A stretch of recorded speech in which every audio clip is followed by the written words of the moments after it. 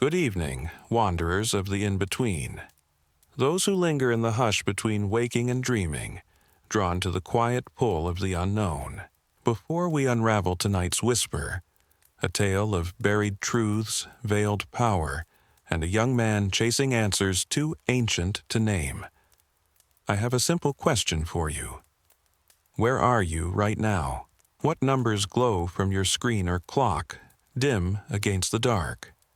Are you wrapped in solitude, beneath soft covers in a sleeping house, or watching shadows stretch across a city that never truly rests? Leave a trace below. I'm endlessly curious about this unseen web we weave. Scattered souls listening together in the stillness, connected by a shared hunger for midnight truths. And if tonight's story resonates, if it stirs something deep or settles you into silence, consider subscribing to Dark Whispers. Here, we don't fear the dark. We lean into it, with stories that breathe like secrets and flicker like candlelight behind closed eyes. Because the most haunting tales aren't always loud. Sometimes they arrive quietly and stay. Shall we begin? Tonight's story is called Bloodline, the boy who exposed the light. Picture a childhood cocooned in immense wealth, private aircraft, sprawling estates, and discreet gatherings hidden from public eyes.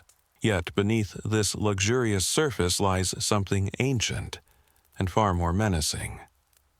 A secret order, one that has silently shaped the course of nations for hundreds of years, manipulating markets, governments, and technology from behind the curtain. Often whispered about in conspiracy circles as the Illuminati, this group was no myth to Elias Vance, the chosen heir of the illustrious Vance lineage. For him, it was a living inheritance. From his earliest days, Elias sensed something off-kilter in the quiet surrounding his family. Obscure symbols carved into stone, oaths spoken under candlelight, and a father who taught that some truths must remain untold. But when Elias came of age, that silence shattered. He uncovered what had been hidden, that the Vance family stood atop a clandestine hierarchy, directing conflicts, orchestrating economic crashes, and forging strategic alliances with other elite bloodlines. His father, Victor Vance, was one of its masterminds, a stern man who viewed the manipulation of the masses not as a privilege, but a responsibility. Everything shifted when Elias discovered a trove of encrypted files, proof of covert actions that had extinguished lives, suppressed discovery, and sparked wars. His conscience ignited. No wealth could smother the rising sense of moral debt. So he chose to act, to expose the truth. Even if it meant betraying his family, surrendering his birthright, and placing his life in jeopardy. Because in the world of the Illuminati, betrayal isn't punished, it's erased. As you listen, imagine the gleam of chandeliers casting flickering shadows on ancient stone, the delicate rustle of secret documents sealed away in underground vaults, and an invisible web linking financial empires, media giants, and halls of power watched over by a blood-bound council. At its center stands Elias, determined to bring light to centuries of calculated darkness. To some, he's a hero. To others, a threat that must vanish. This story blends conspiracy thriller with tragic family saga. Before it ends, a private jet will fall from the sky, and Elias's mission may dissolve into ruin. Yet a flicker of hope remains. A journalist named Ava Monroe, resolved to ensure his story does not disappear into legend. So get comfortable. Let the silence around you amplify the suspense. As this tale unfolds, remember, every myth about secret societies began with someone who saw too much. In Bloodline, the boy who exposed the light, that someone is Elias Vance, a boy born into privilege, destined to confront a power so ancient it feels immortal. Now, dim the lights, keep your curiosity sharp, and stay with me through the next 5 chapters as we step onto a hidden stage where age-old secrets collide with present-day ambition. And if your mind begins to slip into that hazy realm between waking and dreaming, let the story carry you. Because sometimes the truest things are found in the hours when the rest of the world sleeps. A childhood of shadows. From an early age, Elias Vance knew his life wasn't like other children's. While classmates spoke of beach trips and movie nights, Elias spent weekends boarding private aircraft bound for secluded family estates. Always places blanketed in the stillness of old secrets. Those retreats echoed with silence, thick as the ancient tapestries lining the halls. Murals portrayed robed figures exchanging symbols beneath moonlit skies. Silent attendants glided through corridors, eyes averted, their presence ghost-like. His father, Victor Vance, loomed over every moment, a man carved from discipline, his voice as cold as metal. Even in quiet conversation, he never seemed to fully soften. "We are Vances," he would say during their long talks in the study. "Our lineage built empires. We guard knowledge that others would misuse. But knowledge is worthless without restraint." He always paused on that final word, restraint, as though it were both weapon and shield. By the time Elias was 8, glimpses of the truth began to surface. He discovered hidden rooms within the estate, spaces where people gathered in silence, their attire formal, their speech hushed. One night, he saw a ritual lit only by candles. Chanting figures stood around a mosaic inlaid with an ancient sigil, an eye enclosed within a pyramidal shape, glowing faintly in the gloom. Awe and dread wrestled within him.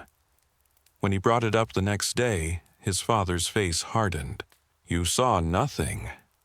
"Speak of it again, and you'll regret it," Victor said with finality. Elias kept his silence. His father's eyes had never looked colder. His school life was no less peculiar.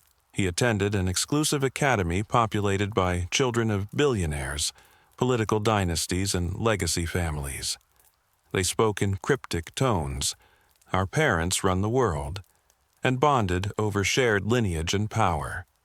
But Elias never fully belonged. It felt like he had been dropped into a script without being given the lines. Teachers treated him with cautious deference, offering praise and privileges without clear reason. Problems vanished after a single phone call to his family. Around his 15th birthday, the illusion began to fracture. The Vance estate hosted a masquerade ball. Guests wore ornate masks shaped like serpents, owls, and falcons. From a concealed balcony, Elias watched them form a solemn circle around a platform as midnight struck. At the center stood his father. Arms raised, Victor Vance stood at the center of the circle, his voice steady as he spoke solemn phrases in Latin, words invoking tradition, continuity, and the sacred duty of the bloodline. The gathering answered in unison, "Servad perpetual morem." Serve the perpetual order. That night, Victor revealed just enough for Elias to start connecting the dots. "We belong to an ancient lineage," Victor explained, swirling amber liquid in a crystal tumbler. "One that safeguards order in a world prone to chaos. Our family directs certain ventures, those that influence the fates of nations. And one day, you too will take your place in that circle." Elias's stomach tightened with unspoken questions. How? Why? Who are these people? Yet Victor's posture remained stiff, impenetrable. "You'll understand when the time is right." The more Elias listened, the clearer it became. This wasn't about charity or aristocratic privilege. It was a vast, carefully preserved system built in secrecy, shielded by immense power. Whenever Elias dared voice concern, Victor dismissed his objections as youthful misunderstanding. "You must learn to see the world through the lens of control," he insisted. Ordinary people can't handle the truth. They rely on comforting illusions, democracy, liberty, free enterprise. We provide those illusions. Elias turned 18 amidst opulence and unease. His birthday was celebrated in a resplendent ballroom filled with unfamiliar dignitaries, foreign ministers, corporate titans, and political elites, most of whom referred to him as Young Master. Their gifts were thick with symbolism, a ring etched with ancient symbols, a weathered tome filled with coded language, a baton that resembled a scepter, rumored to originate from a forgotten kingdom. Rather than pride, Elias felt the crushing pressure of expectation close in around him. Later that night, after the guests had left, Victor called him into the family's old library. Moonlight filtered through stained glass, painting the dust-covered shelves in fractured color. On the table rested a massive, handwritten volume titled Bloodline. Its pages documented generations of names, secret pacts, and cryptic reports on key historical events. As Elias turned each page, he saw chilling patterns, manipulated conflicts, deliberately triggered market crashes, carefully managed elections, all orchestrated from behind the scenes. This was no abstract theory. It was the raw blueprint of every conspiracy he'd ever heard whispered. Victor placed a firm hand on his shoulder. You are no longer a boy. From this day forward, you join the guardians of humanity, those who steer the world away from chaos. This is the truth, Elias. Reality is shaped by illusion, and we are its architects. He paused, allowing the gravity of his words to settle. It's a burden, he said softly, but also an honor. Betray this, and you betray not just me, but every ancestor who came before us. Elias stared at the ink-stained pages, his chest tightening. What had once been vague shadows now stood in stark, undeniable form. Systems crafted to mold governments, influence economies, and dictate the arc of civilization. But how many lives had been sacrificed for this illusion? The library seemed to close in on him, the walls heavy with ancestral judgment. Outwardly, he nodded, the obedient heir, but within, a silent fracture had formed. Could any one family, or any hidden council, truly justify ruling over billions in secrecy? Even if their goal was order, who defined the limits of control? That night, Elias tossed in bed, caught between legacy and conscience. He'd accepted the inheritance, but its weight already felt unbearable. Would he sustain the illusion, or dismantle it? In the haze of troubled dreams, visions of robed figures and unseen manipulators, one quiet realization emerged. I have to know everything. I must see how deep this really goes before I decide who I will become. The path of grooming years passed in a blur of elite education and private conditioning. Under Victor's strict supervision, Elias was molded into a polished emissary of influence. He studied global finance at a top-tier institution, though studied was a generous term, as professors bent rules to accommodate him. Alongside this, he received secret instruction in the disciplines that don't appear in any official curriculum: infiltration tactics, information control, psychological manipulation, crisis-based economics. By the time he was 25, Elias had become the public face of Vance Global Holdings, the family's sprawling corporate empire. Praised for his leadership, he was lauded in financial circles. But behind closed doors, he carried out missions dictated by the Illuminati's Shadow Council. Each assignment was calculated: secure exclusive telecom rights in developing nations to dominate information flow, acquire media outlets to shape public perception, and influence elections to install friendly regimes. He succeeded, again and again. But with each mission, Elias felt something hollow out inside him. Then came the assignment that shattered the illusion entirely. The council instructed him to dismantle a humanitarian energy initiative that threatened the global fossil fuel structure. The innovation promised clean, affordable power and independence for underserved regions. The Circle viewed it as a threat. Elias saw it as a turning point. Neutralize the project, they said. Discredit the team, bury it in litigation, end it. And so he did. He orchestrated smear campaigns. Scientists were defamed. Labs were shuttered under legal pretense. Funding disappeared. And the project, brimming with hope, was erased from public memory. Elias watched as idealistic researchers were crushed by manufactured scandal. It gnawed at him. The machine he operated had no soul, only inertia. One night, racked with guilt, he descended into the estate's most restricted vault, an area sealed off for generations. There, tucked into a simple container, he found a digital drive labeled Global Project Summaries. What it held was no ordinary archive. It was a chronicle of human suffering orchestrated from the shadows, hundreds of files, some recent, others centuries old, detailed wars engineered for control, scientific breakthroughs buried to protect profit, medical cures silenced to preserve economic dominance.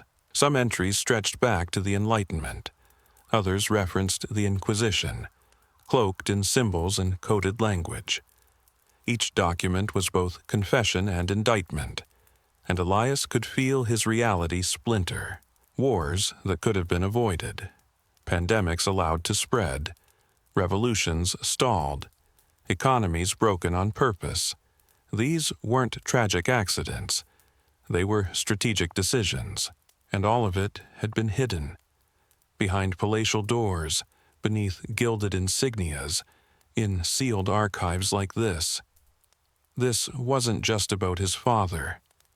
It wasn't even about the Vances. It was a global engine, constructed over centuries, powered by certainty and insulated by untouchable wealth. A machine of control, and Elias had become one of its cogs. Elias maintained the appearance of loyalty, all while discreetly transferring classified information onto encrypted drives. But he knew he couldn't act alone.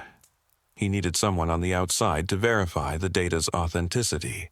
That search led him to Ava Monroe, an investigative journalist renowned for exposing shadow organizations and dismantling high-level conspiracies. Using a false identity, Elias began contacting her, passing along carefully chosen fragments. Incidents involving politicians who reversed major policies after secretive meetings, unexplained market shifts tied to seemingly harmless announcements. At first, Ava was skeptical. She had grown numb to anonymous sources and outrageous claims. But there was something different about Elias's messages. The patterns were too detailed, the evidence too precise, the connections too meticulously layered to be coincidence. They set up a secure channel, communicating through obscure cryptographic protocols. Elias sent her excerpts from internal files. Ava cross-checked them against her own intelligence. One by one, she confirmed the impossible. "This is real," she whispered in a voice note, shaken. "I've never seen anything this solid. Or this dangerous." As their covert partnership deepened, Elias received a new directive from the Circle, one more disturbing than anything before. He was to assist in toppling a democratically elected government in a resource-rich African nation. The strategy was brutal: disrupt the local currency, incite economic chaos, and pave the way for a puppet regime that would protect Western oil interests. Each new step in the operation made Elias physically ill. He no longer saw the fallout as abstract damage, but as human suffering. Families displaced, lives dismantled, freedoms erased. This wasn't global stewardship. It was domination in disguise. The final fracture came during a private conversation with a senior council member, an aging man who reminisced casually about orchestrating a coup decades earlier. He spoke with smug detachment, as if describing a chess match. "We do what must be done," the man said, smiling. "If idealists were left to run the world, it would burn. We are the guardians who hold the line." Something broke inside Elias in that moment. He knew partial leaks weren't enough. He had to expose everything. The archive, the hierarchy, the lies that held the world in their grip. He contacted Ava again, this time with full transparency. Though they had never met in person, the bond formed through encrypted exchanges had grown strong, built on a shared hunger for truth. "I'm going to release everything," Elias told her. "I have decades of records, proof that the world most people believe in is a carefully maintained illusion." Ava responded within minutes. "They'll come after you. They won't hesitate." "I know," Elias replied, "but it has to be done." As the day of his formal induction into the Circle's inner council approached, a symbolic ceremony marking his ascension as one of their most trusted operatives, Elias continued playing the part, outwardly composed. Inwardly, he and Ava coordinated a global release of the files, timed to follow his personal video confession. The risk was enormous. The Circle's surveillance and counterintelligence networks were vast, near omnipresent. But Elias believed in one unshakable truth. Once knowledge is freed, it cannot be imprisoned again. The night before the ceremony, Victor Vance hosted a private dinner. He raised a crystal glass, eyes glinting with pride. "My son," he said warmly, "you've made me proud. Soon you'll sit among the architects of the future." Elias mirrored the toast with a faint smile. But beneath the table his palms were slick with sweat. He couldn't stop thinking about the voices silenced in boardrooms and back channels. The inventors buried, the scientists discredited, the dreams stolen for profit. He realized that the man he was about to become, the man his father expected him to be, no longer existed. That night, alone in his suite, Elias positioned himself before a camera and began recording. "My name is Elias Vance," he said, voice steady and clear. "My family is part of a global system that has shaped and shattered modern history. But I no longer serve their purpose. What I'm about to show you is real." He presented the evidence, documents, names, operations. He explained how world events had been manipulated from the shadows, how democracies had been stage-managed, how entire economies were orchestrated like theater, and how freedom was sold as a product, never truly delivered. When the recording ended, he could barely breathe. The truth was alive now, beyond recall. A message appeared on his screen. It was from Ava. "We're ready. Say the word, and the world will know." Elias typed a single reply. "Tomorrow, after the ceremony, no more turning back." He looked out at the glittering city below, each glowing light a quiet life unaware of the tremor about to come. A stillness settled over him. Was it peace, or the calm before collapse? He brushed the thought aside. "Let them come," he whispered. "I won't hide any more." The Day of Reckoning. The Circle's gathering took place the following day, cloaked in centuries-old ritual and ceremonial grandeur. Held at a remote estate rumored to have hosted Templar rites in the past, the event unfolded with calculated precision, an opulent mix of tradition, secrecy, and control. Elias arrived with his father, escorted by a convoy of dark vehicles. Upon entry, every attendee was required to surrender phones, cameras, and all electronic devices. The Council's no technology mandate was absolute. But Elias had planned ahead. On his wrist, disguised as a luxury timepiece, was a concealed transmitter. Within it, a micro SD card containing the entire digital archive. His mission was clear: slip away unnoticed, activate the device, and upload the files to secure, distributed servers, with Ava standing by to flood the world's networks with the truth. They arrived just as the sun began to sink. Torches lined the path to the estate, casting long shadows across the ivy-covered stone.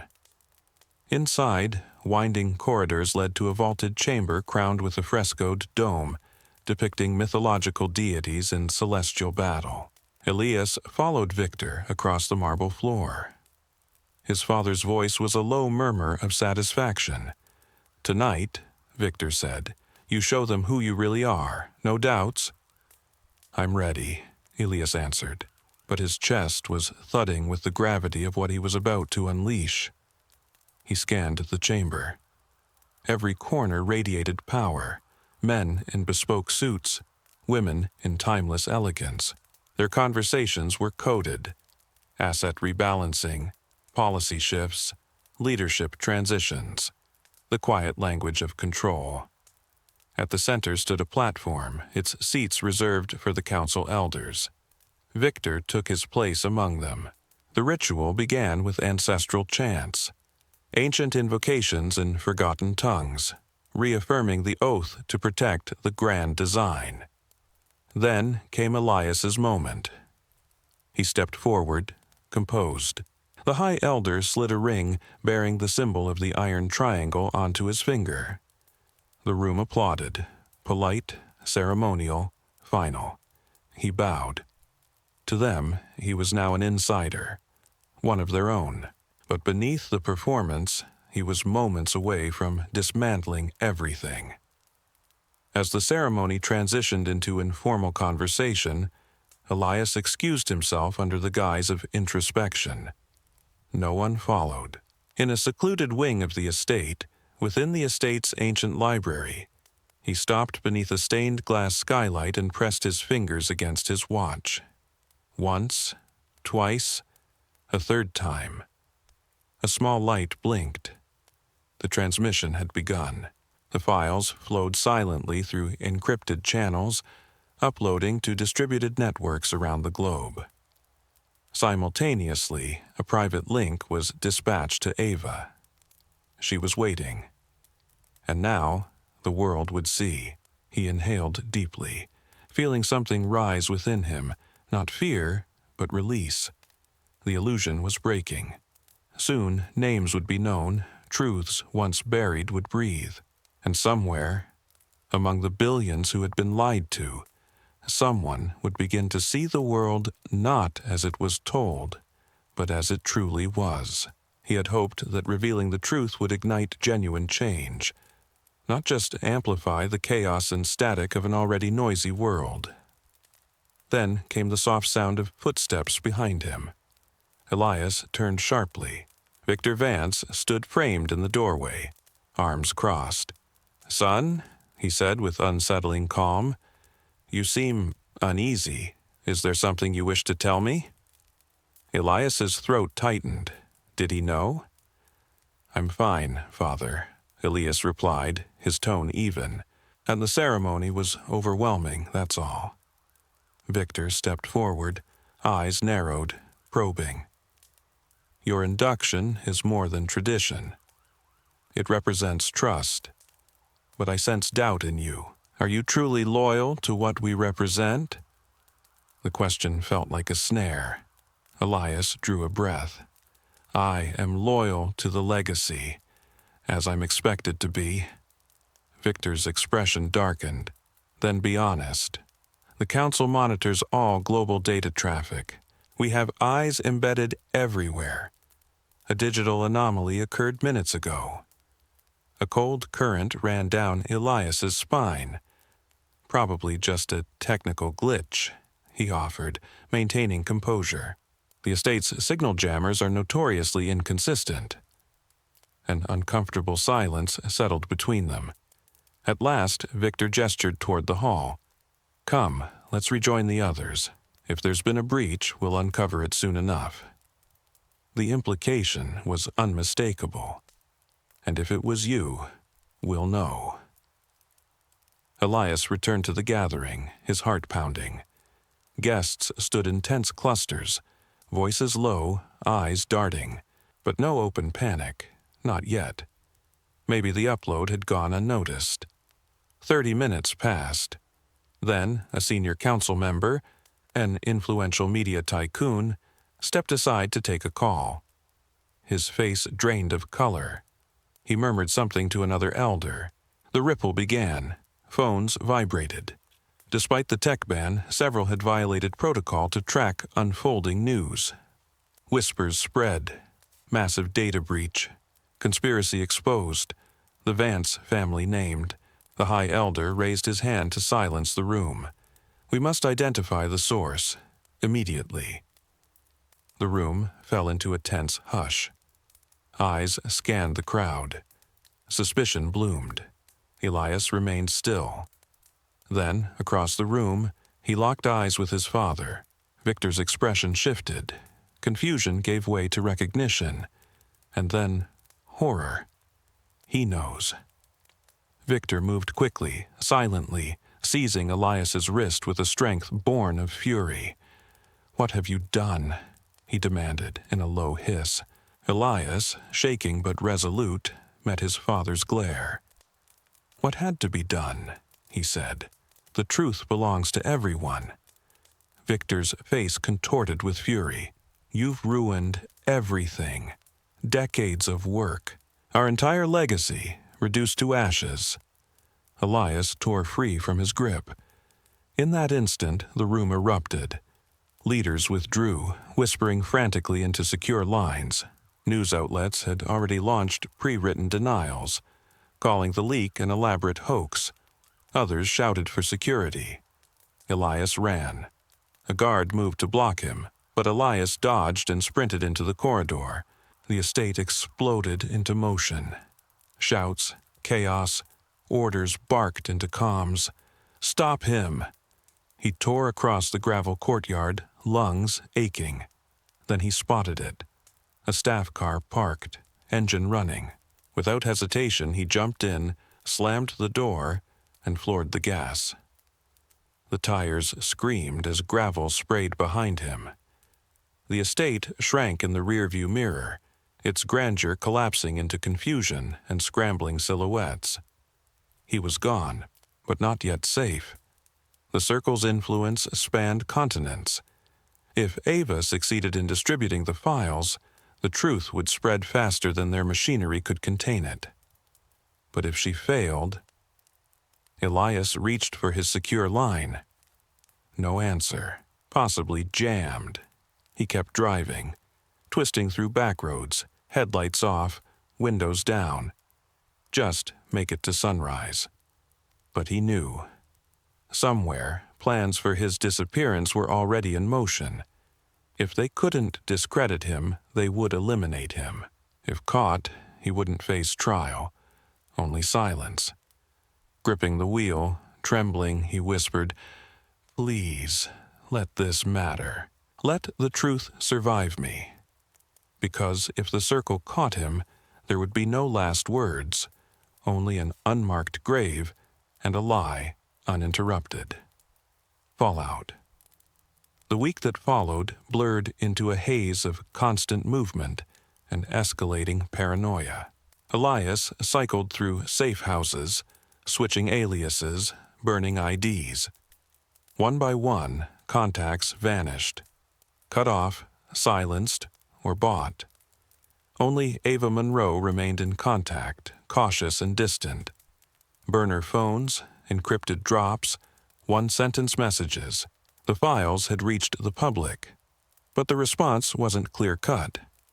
Major news outlets branded the leak an elaborate digital fabrication. Yet the online world surged with fury. Screenshots appeared on message boards and forums. Hashtags surged. Shadow, government, the Vance files. Conversations turned urgent, fragmented. Lawmakers whispered about investigations, but the Circle's apparatus had already begun its damage control. The media counter-narrative was swift and ruthless. Disinformation agents flooded the conversation. Ava was called a fraud. Elias was labeled a bitter son, mentally unstable, peddling revenge fiction. Deepfake allegations multiplied. Then Ava called, her voice ragged, low. "They tried to kill me," she said. "Staged a car accident. I barely walked away." Elias closed his eyes. They were cleaning up. "Don't trust your network," she said. "They're everywhere now, even the safe houses." He agreed. If they couldn't discredit him, they would erase him. They arranged to meet in person. Off-grid, no devices, no patterns. Then came the message. An encrypted text from an unknown source. Escape secured. Private flight to Iceland arranged. Safe harbor. It stank of a trap. But an hour later, Ava confirmed through separate channels, she had also arranged a jet to Iceland. Coincidence or breach? There wasn't time to tell. Iceland, known for its whistleblower protections, was far enough from the Circle's immediate reach. Elias arrived at the private airstrip just before sunrise. The pilot stood alone, waiting, greeted him by name. No sign of Ava. She had said she might join him on arrival. The jet was sleek, black, unmarked, eerily perfect. Still, Elias climbed aboard. He had gone too far to turn back. The pilot offered no words. The takeoff was seamless. Below, the last traces of the city flickered and vanished into dawn. Elias leaned back in the seat, exhausted. His hands trembled. His breath was shallow. 35,000 feet in the sky, with only clouds for witnesses. He stared into the dark, endless horizon. He whispered to himself, "Please, let it be enough." Iceland. Elias had pinned his hopes on that distant place, an island beyond the immediate reach of the Circle. There, he believed, he could coordinate the next phase. A broader, global release of the files, unfiltered and unstoppable. Maybe this time the message would cut through the noise. Maybe the world would finally pay attention. He glanced at his phone. No signal. As expected. Opening a plain text document, he typed a final offline message to Ava. "If we're separated, keep fighting. I'll find you." A strange pressure settled in his chest. Not fear exactly, something colder, more absolute. Finality. About an hour into the flight, turbulence jolted the plane. Elias tightened his seatbelt. A moment later, the pilot's voice came through the intercom, slightly distorted. Mild weather disturbance ahead. Shouldn't pose a problem. But the shaking intensified. Then came a sharp, insistent alarm from the cockpit. Elias rose and stepped forward. The pilot was visibly tense, flipping switches in rapid succession.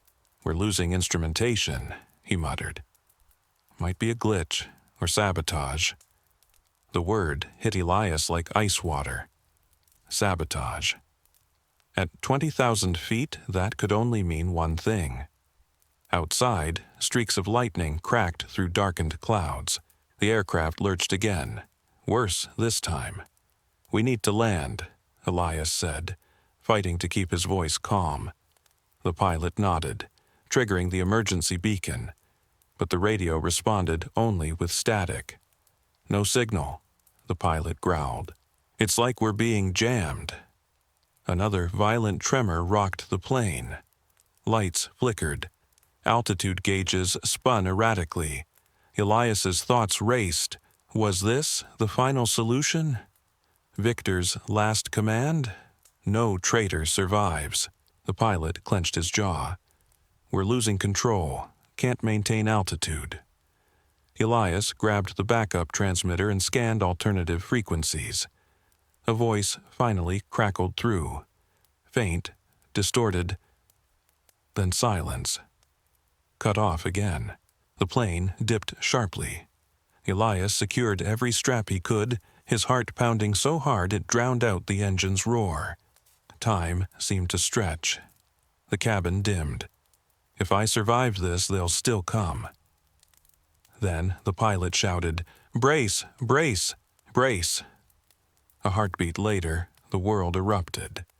A symphony of tearing metal, a blinding flash. Water shattered through the fuselage with terrifying force. A bone-deep chill enveloped everything. Then, darkness.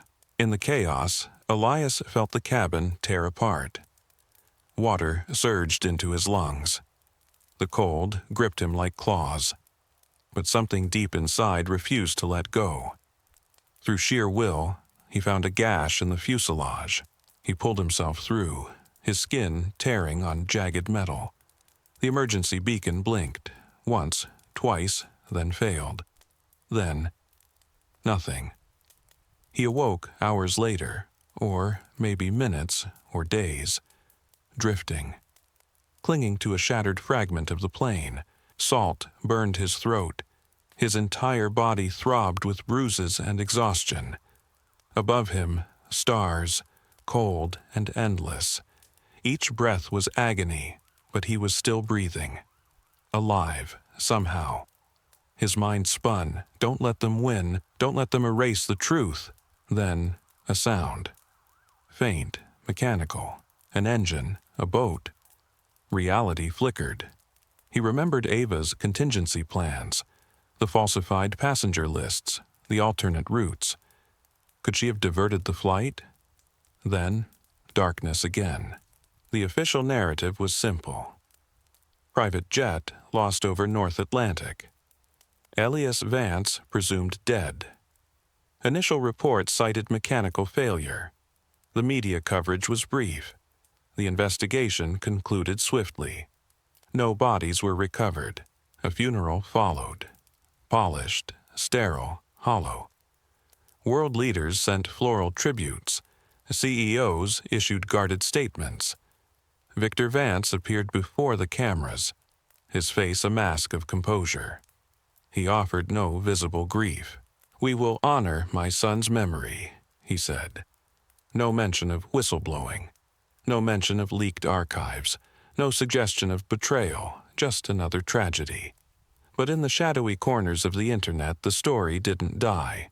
Bits of the Vance archive continued to surface, despite the Circle's attempts to wipe them out. Domains disappeared. Hosting platforms collapsed under legal threats. Social networks flagged the leaks as synthetic disinformation. Pundits and experts flooded the media, branding the documents as elaborate fakes. Ironically, the most damning files were dismissed for being too detailed, too unthinkable to be real. But not everyone was convinced. Ava Monroe had never boarded that plane. She sensed the trap. She and Elias had fallback protocols. If he disappeared, she'd carry the mission forward. And she did. She began seeding the archive in fragments across obscure forums and secure journalist circles. Cryptographers, ex-intelligence officers, rogue academics began piecing together a picture too precise to ignore. This wasn't fiction. It was pattern recognition, wars, collapses, assassinations, coincidences. Then came the ledger, explaining everything. Each time momentum gathered, the Circle countered. Websites vanished. Reporters were threatened or silenced. Conversation threads dissolved. Then, one morning, Ava received a plain, unmarked package. Inside, a scuffed, salt-crusted wristwatch. Elias's. The same device used to transmit the archive. A handwritten note lay beneath it. He tried. "Now it's your turn." No signature, no return address. Had he survived? Had someone found it? Or had he tossed it into the sea as a final message? She placed the watch on her wrist and made a silent vow. "I won't let the truth die." Public interest waned quickly. Oversaturated with theories, the internet became numb. Most people moved on, scrolled past, distracted, exhausted, numb. Still, traces lingered. Graffiti appeared on overpasses, alias lives. Murals showed his face, candle in hand. One alley wall bore a single phrase in red. He exposed the light. Most ignored it. But in hidden places, bunkers, back rooms, basements, people read, compared dates, drew lines between headlines and hidden agendas. Historians quietly revised their models. Investigators opened silent inquiries. A crack had formed. The illusion held, for now, but it was fractured. Victor Vance remained a statue of public decorum, unshaken, untouched, but behind the scenes he burned with fury. He had lost a son, and with him, control. The betrayal haunted him more than the grief.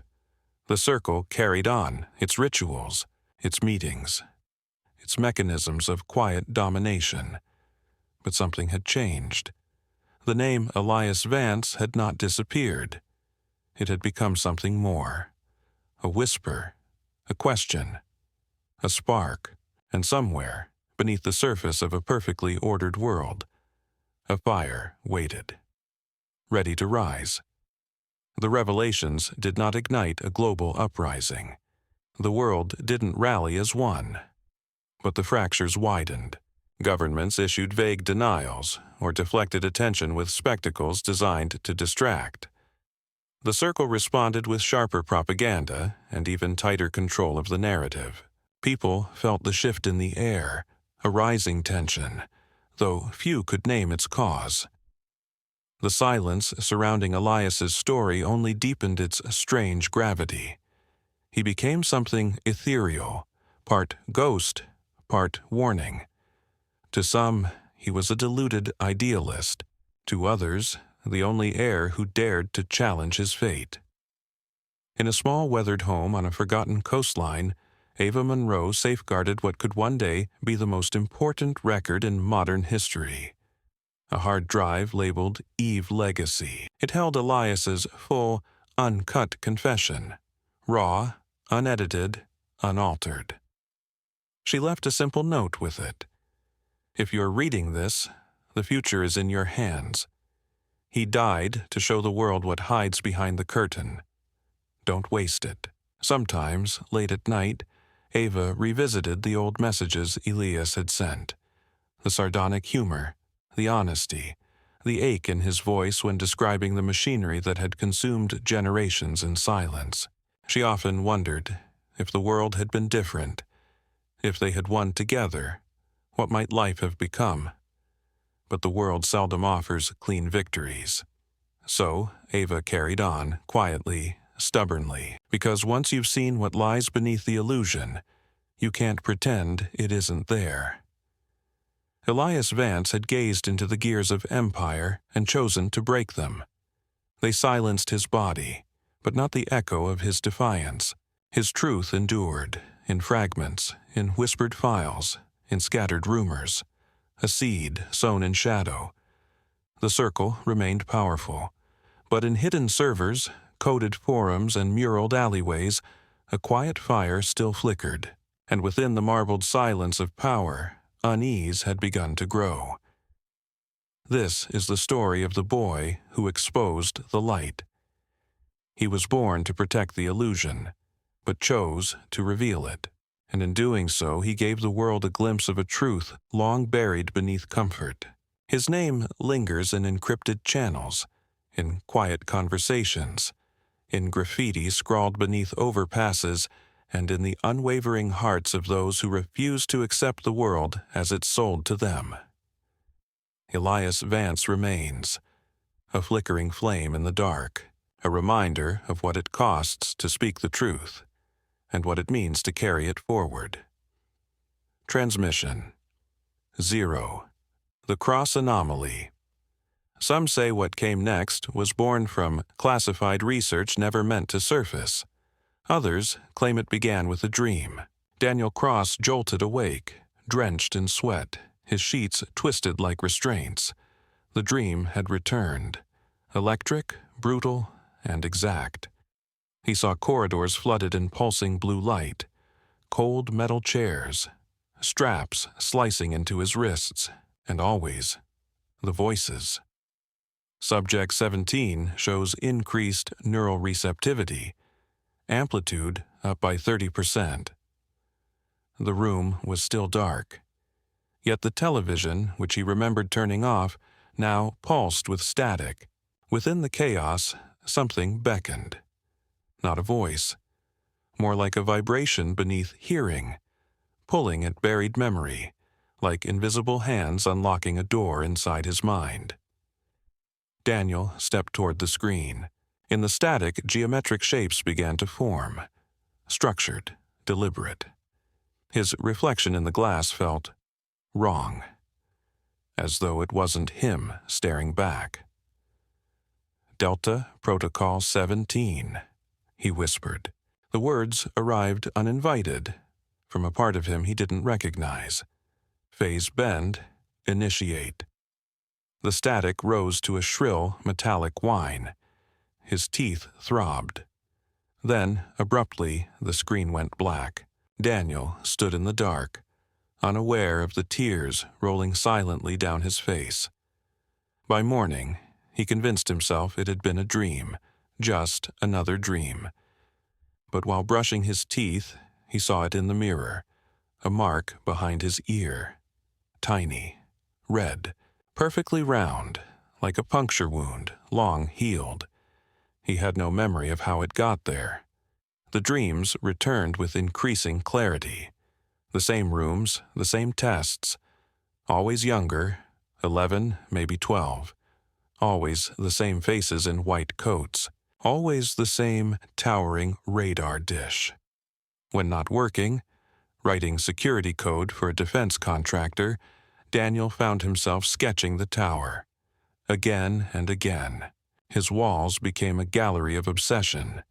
The radar tower from every angle, the surrounding coastline, symbols that poured from his hand without conscious thought.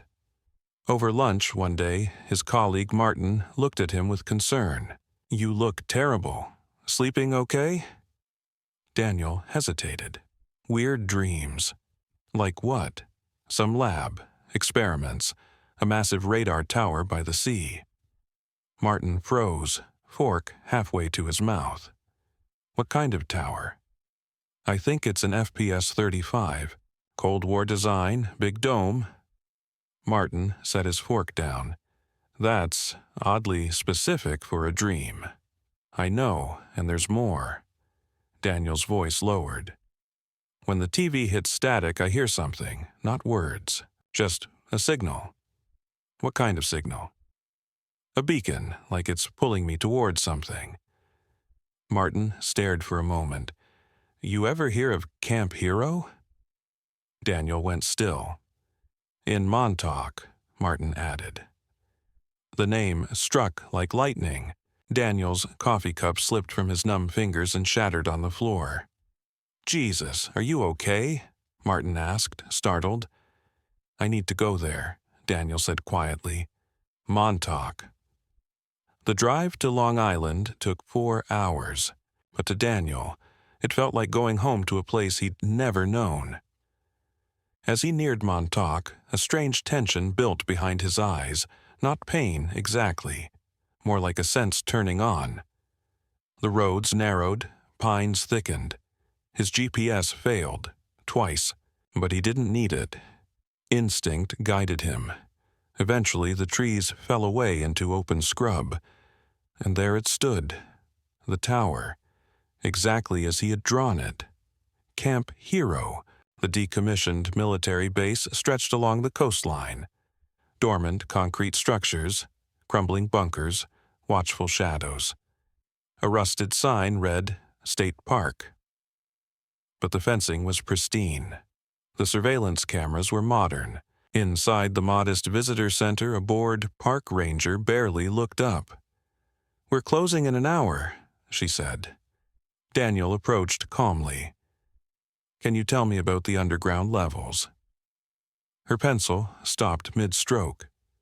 She stared. "There are no underground levels open to the public. But they're there." The air chilled.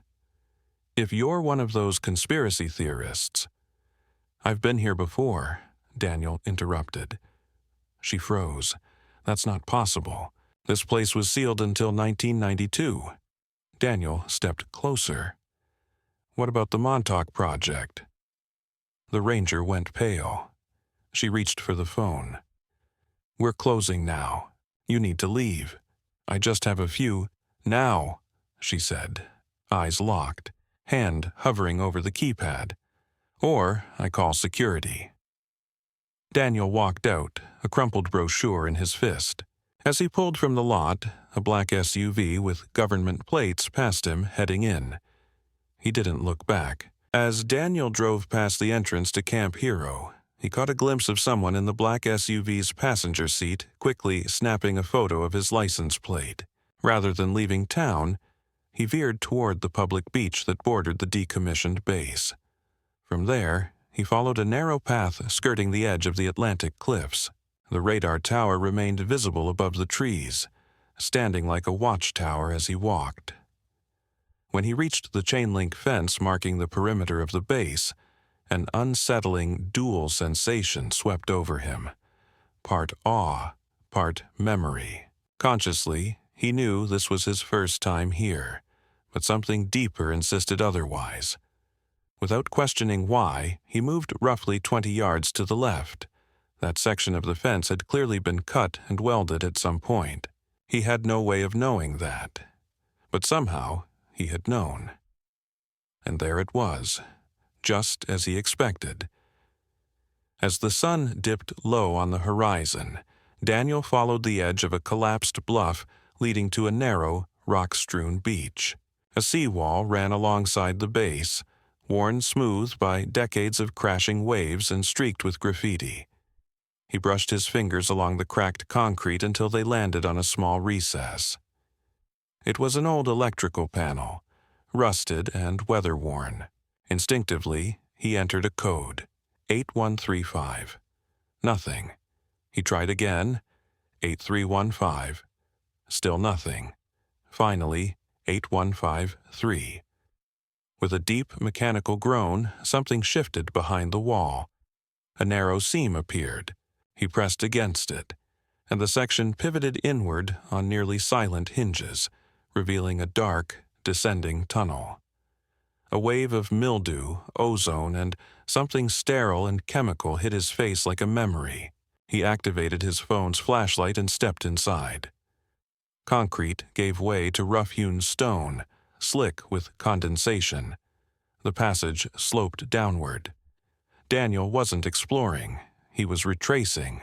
Roughly 50 yards in, the tunnel opened into a ruined chamber littered with rusted equipment and splintered shelving. But Daniel knew this wasn't a utility room. He crossed to a metal door hanging slightly ajar on the far side. Beyond it, the darkness was dense. Like light couldn't penetrate it at all. As he approached, the dizziness returned. His mind surged with fragmented images. Children in white gowns, clipboards, a massive chair surrounded by humming coils, and always, the experiments. Focus on the light, Daniel. Tell us what you see through the gate. His phone slipped from his suddenly numb hands and clattered to the floor. He collapsed. The last thing he saw before blacking out was a symbol carved into the door's surface, a triangle intersected by a perfect circle. Daniel awoke on the beach. The tide lapped at his feet.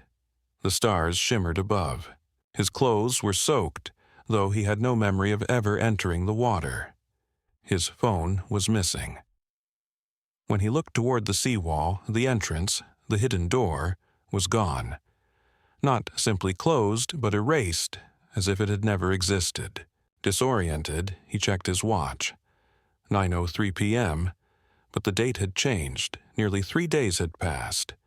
The drive back to Connecticut unfolded in a trance-like haze. The hum of the highway, the steady blur of passing lights. His body moved automatically while his thoughts spiraled. Memories he shouldn't possess unraveled in his mind. The Montauk chair, some unnatural fusion of alien design and Tesla-era tech. He remembered the cold of the metal, remembered the moment when his consciousness had been stretched beyond his body, tethered across dimensions, and he remembered what they made him do while connected. Back in his apartment, he didn't sleep. He paced. He scribbled names he should not have known: Dr. Marcus Bennett, with glacial eyes; Cameron Hayes, the military liaison with a perpetual cigarette; and Preston Nichols, the technician who sometimes slipped the children candy when no one was watching. Nichols. That name echoed. At sunrise, Daniel called in sick and drove to the local library. The librarian raised a brow when he mentioned the Montauk Project, but directed him to a dusty shelf tucked into the back. Conspiracy literature. There, sandwiched between volumes on MK Ultra and Roswell, sat a battered paperback. The Montauk Project. Experiments in Time by Preston B. Nichols and Peter Moon. His hand shook as he opened it. The base, the chair, the tests, dimensional gates, claims of time travel. A beast summoned from beyond. It was all there. The book said it ended in 1983, after a catastrophic breach forced the shutdown of the facility. But Daniel knew better. It hadn't ended, it had evolved. The technologies developed at Montauk had been divided, buried, restructured. No single facility knew the whole. No single leak could reveal the machine. That night, back in his apartment, he stood before his closet and stared at a locked metal box on the top shelf. He didn't remember placing it there, but he knew what was inside. The key was taped beneath the dresser. Inside the box, a single key to a safety deposit box at U.S. Bank. The next morning, Daniel entered First National Bank in downtown Hartford and presented both the key and his ID. A manager led him to the vault. Alone with the box, Daniel opened the drawer. Inside, a manila envelope sealed with red tape marked Federal Access Only. He broke the seal. Photographs spilled out, black and white images of children in sterile rooms. Some showed him. No older than 10, connected to machines, electrodes taped to his head. In one, he was strapped into the chair. Cables snaked around him. Tesla coils sparked in the shadows. There were documents, too. Schematics, calculations, cryptic notations that seemed to shimmer and blur the longer he stared. A map of Camp Hero, with underground sectors circled in red ink. At the bottom of the folder, a plain CD-ROM in a paper sleeve. No markings except a single date. August 12th, 1983. And then he found the page that turned his blood to ice. A roster. Project subjects, Delta Group. And at the very top, Subject 17. Primary gate opener. That night, with trembling hands, Daniel slid the disk into his laptop's drive. After a brief moment of mechanical spinning, a single file appeared on the screen. A video. The footage was raw and grainy, black and white, clearly pulled from an old fixed-position security camera. It showed a concrete chamber dominated by the machine Daniel had been sketching in obsessive detail for weeks. The chair, a boy, himself, was strapped into it. Electrodes clung to his temples. Around him, men in lab coats monitored humming machinery, while uniformed military officers stood like statues near the exits. Off-screen, a voice counted down, Delta Protocol initiating in 3, 2, 1. The lights in the facility dimmed. The chair began to vibrate. Young Daniel's body convulsed. His spine arched at an impossible angle, eyes rolled back, sparks flaring from nearby monitors. Technicians recoiled. Something was going very wrong. Then, in the center of the room, the air distorted. Not like fabric tearing, but as though reality itself split. A dark rift opened, undulating, alive. From within, something began to emerge. The footage fractured. The screen flickered with static. Screams erupted. When the video stabilized, the room was in chaos. Blood painted the walls. Technicians were fleeing, and at the edge of the frame stood a shape that defied all reason. Impossible geometry. Angles that twisted and collapsed into themselves. Then came the final clear image before the feed went black. Young Daniel staring directly into the camera. Blood poured from his nose and ears. His mouth moved. He was speaking to his future self. "You have to shut it down before it opens again." Daniel ejected the disc, his hands shaking. The screen went dark, but the memories did not. They surged forward like a dam breaking. Locked chambers of his mind flying open. He remembered. All of it. Every test, every command, every betrayal. The next morning, Daniel dialed the only number that came to him. He didn't know how he remembered it, only that it had always been there, waiting. The line clicked. "Hello," said a guarded, older voice. "Is this Preston Nichols?" A long silence. "Who's asking?" "My name is Daniel Cross," he said quietly. "I was Subject 17 at Montauk." Another pause, long enough for Daniel to wonder if the line had been cut. Then the voice returned, softer, wearied. "God help you, kid. They're still watching." "I need answers." "Not over the phone. They're always listening. Meet me at the lighthouse tomorrow, noon." The line went dead. Daniel arrived at Montauk Point Lighthouse an hour early. He had swapped cars, used a burner phone, rerouted himself twice. Paranoia had become instinct. Storm clouds hung low. The sea churned. The lighthouse, red and white against a bruised sky, stood tall, oblivious to what had once happened in its shadow. He saw Nichols immediately. An older man in a battered fisherman's coat, seated on a weathered bench, staring at the horizon. Without looking up, Nichols spoke. "They told us we were pioneers, expanding human consciousness, serving our country." He spat in the sand. "Nothing but lies." Daniel sat beside him. "You were part of it. You helped them." Nichols finally turned. His eyes were rimmed with age and regret. He lit a cigarette with shaking fingers. "And I've spent 4 decades trying to undo it." He studied Daniel's face. "Jesus, you grew up. Last time I saw you, you were just a wiry little kid with more energy in your head than we knew how to handle." "What did they do to me?" "You were unique. Most of the kids, we called them sensitives, could observe. A few could nudge small things. But you could open. Open what?" Nichols looked out to sea. That was the problem. At first, it was just other rooms, then other times, minutes, hours, eventually years. By 1982, you were opening doors to places that weren't even here.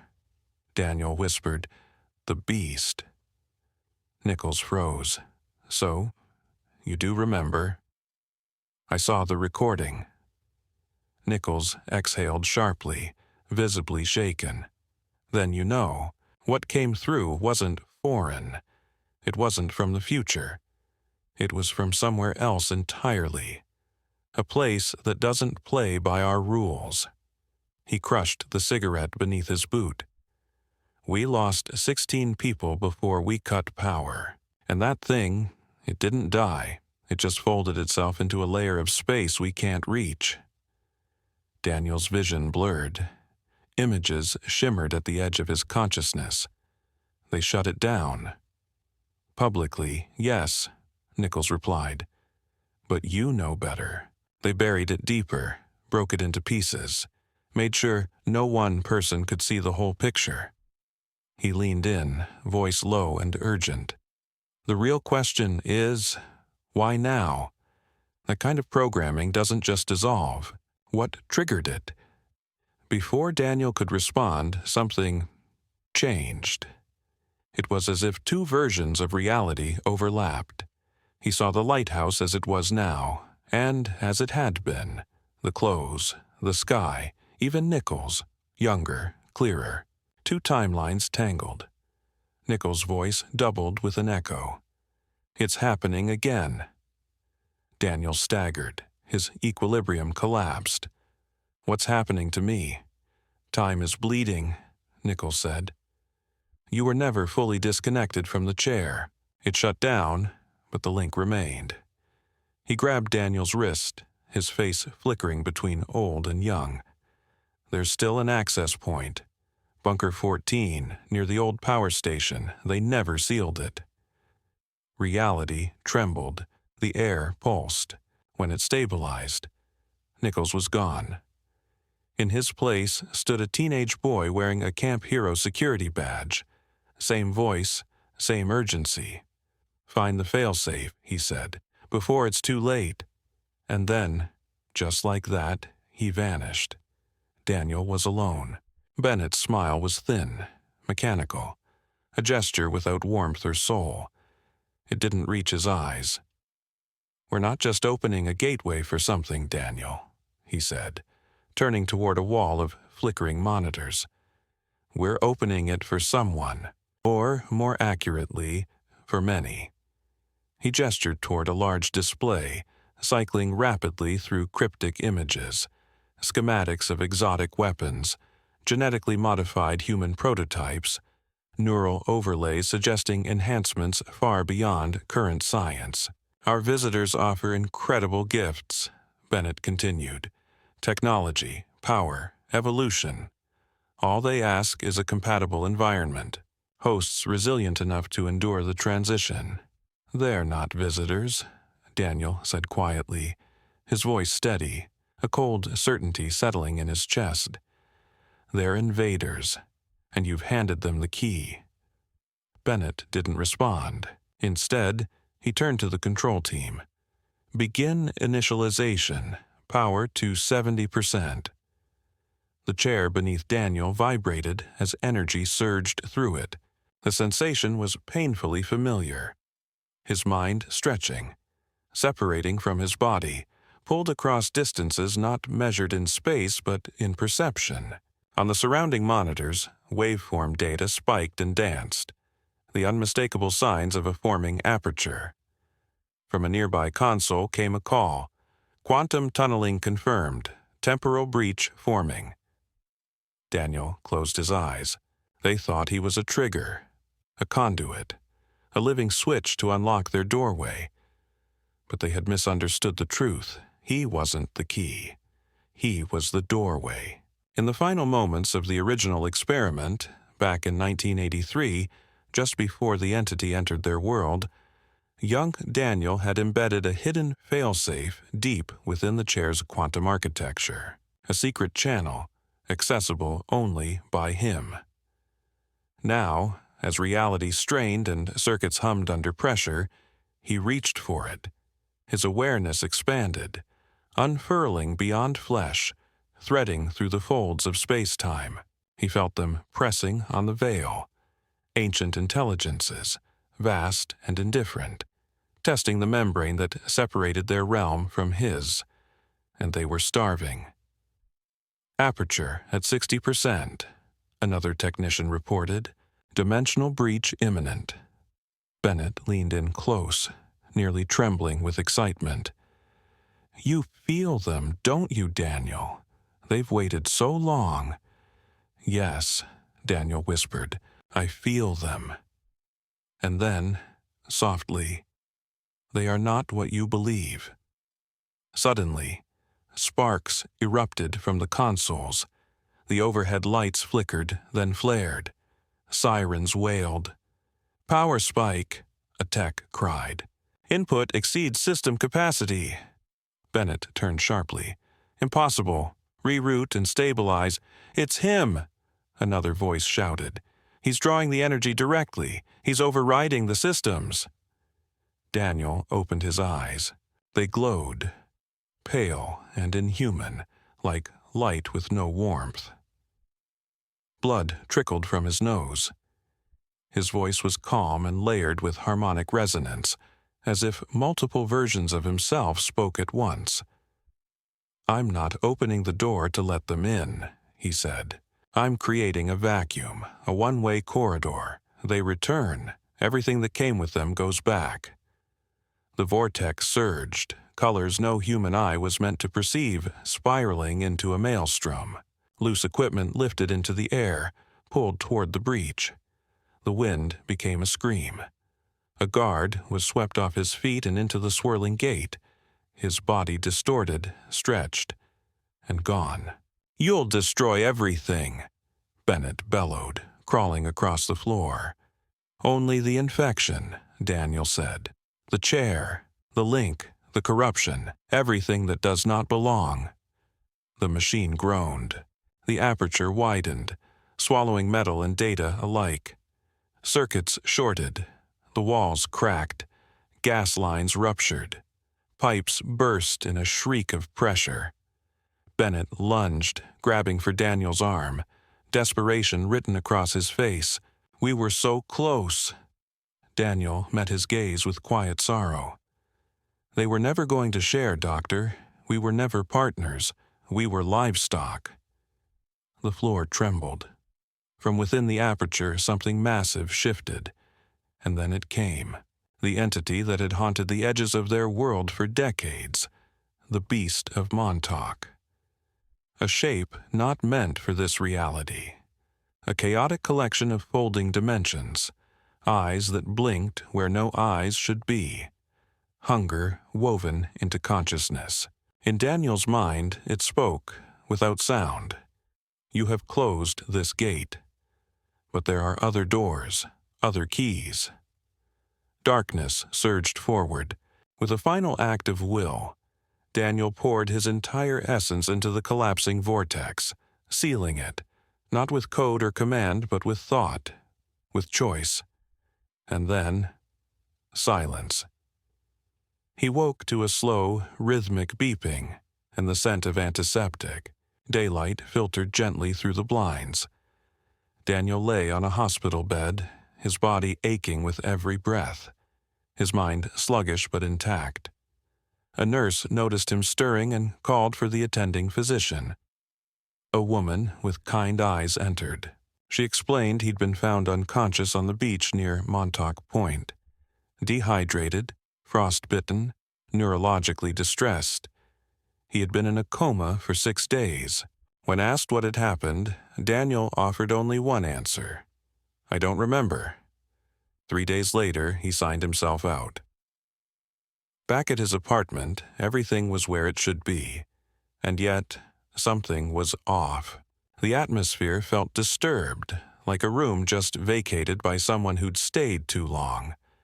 The kind of presence that lingers in shadows. His computer was gone. So were his notes, drawings, journals.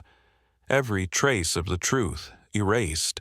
In their place sat a single manila folder. Inside, an offer of employment from the Department of Energy, a classified position in advanced systems research. No interview, salary tripled. The message was clear. Forget, comply. Live your life under surveillance. Daniel stared at the document for a long time, then he smiled, because he remembered everything, and the truth was still alive. Daniel burned the offer letter without hesitation. Over the following week, he moved with quiet determination. Every step calculated, every action deliberate. He gathered specialized equipment from disparate sources, paying exclusively in cash and never visiting the same vendor twice. A high-performance laptop. Components scavenged from decommissioned military-grade broadcast units. Circuit boards and transmitters lifted from forgotten radio surplus shops. Piece by piece, he constructed a transmission rig, not elegant but effective.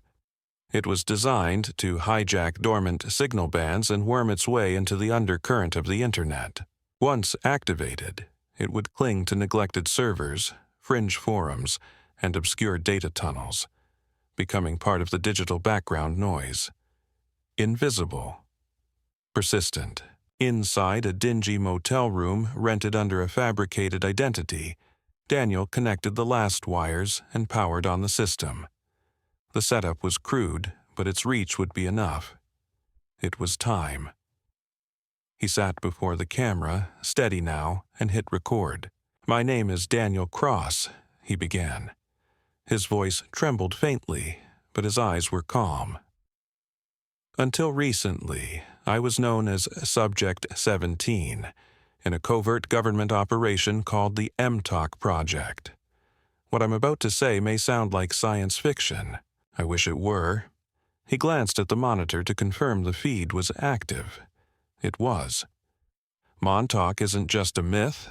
It's not a fringe theory or a misunderstood experiment. It was real.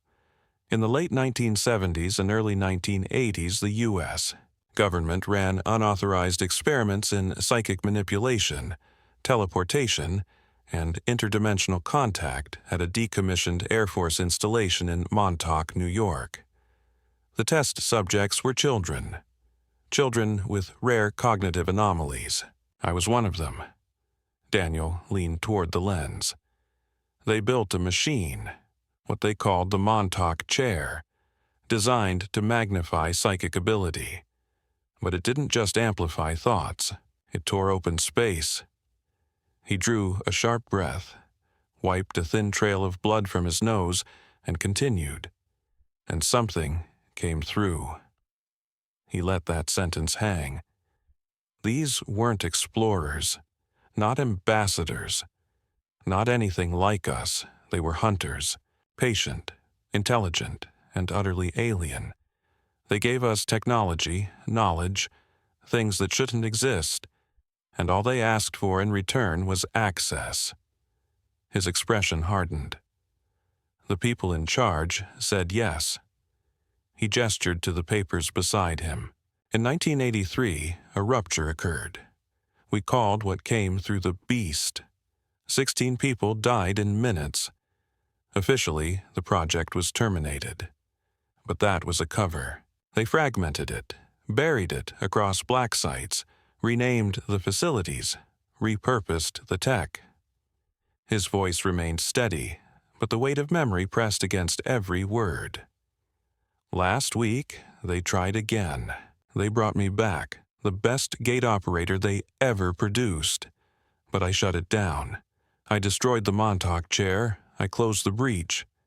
He paused, breath shallow. "They can't come through that way anymore, but their influence remains.